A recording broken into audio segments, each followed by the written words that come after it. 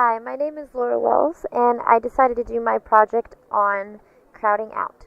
So, fiscal policy affects crowding out, and it's changes in government spending and taxation to achieve specific macroeconomic goals. Now, the main question you have to ask before we get to crowding out is should we use fiscal policy? And it depends on if the economy can correct itself. If not, then it depends on whether there will be out. And the decrease in private investment that occurs as the government must borrow money to pay for its own spending is what we call crowding out. And you can think of kind of as if it were a slice of pizza. And all the private businesses and all the consumers want the same pieces or pizza as the government. And the government has more money, so they're using some of their own money to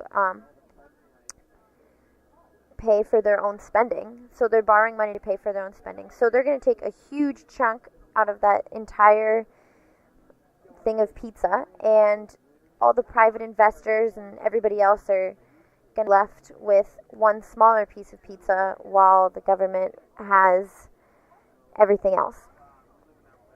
And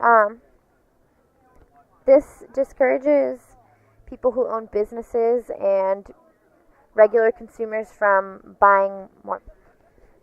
This discourages consumers from buying other products that they would normally buy because now there's no incentive since the piece of pizza is smaller.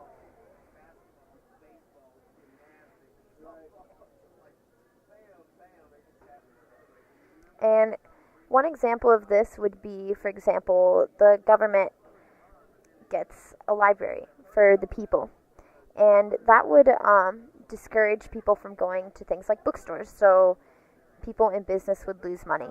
And then, or another example would be that the government starts opening charter schools to save people money. So people are going to be saving money, and they're doing this intentionally, which is why this is an example of intentional crowding out. But in this situation, the private schools are going to lose money. So people who have jobs in these private schools are also going to lose a lot of their money, as you can see by this picture here. Now, when we have unintentional crowding out, that would be when the government has to borrow money to pay for its own spending. And this is an added pressure on the demand, and it drives the credit and interests in the business market upwards. That also causes consumer and investment spending to fall. So this would be, for example, when the government decides to borrow from the Fed. Now, there's three different types of crowding out. There's complete crowding out, there's incomplete crowding out, and then there's no crowding out. So I guess there's only two types. Anyways, complete crowding out is when the government spending is offset by reductions in household and government spending. So in this case, even though it's kind of hard to see, there'd be no change in aggregate demand whatsoever because it would just correct itself.